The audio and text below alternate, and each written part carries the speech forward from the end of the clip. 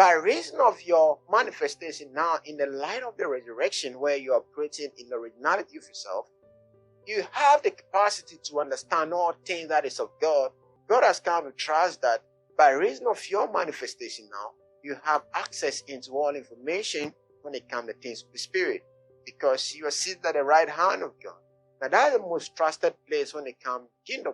So if really you are seated there, then God should be able to trust with all information that pertains to the kingdom, because that's who the right hand person is. So what he's saying is that after you are born again and you are operating in the fullness of the life of God, you are privy to all information to literally live the life that is really life. So after you are born again, you don't need to subject yourself to anyone that is not in the kingdom to access any kind of information at all, or to be taught the way to live.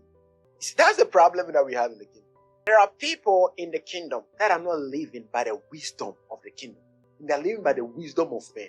You are born again, except that all the things you know are things you learned in school. How are you going to operate in the life of God?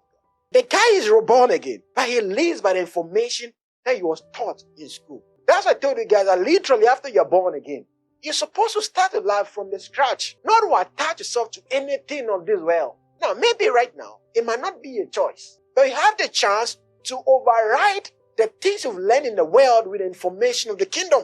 So if you know certain things to be facts in the world, after that you are born again, you are living in authenticity of the life of the kingdom, you need to override the information that is of the kingdom with those things now. Or else, you'll be living as someone that is the original version of yourself in the fullness of God, according to the resurrection of Christ.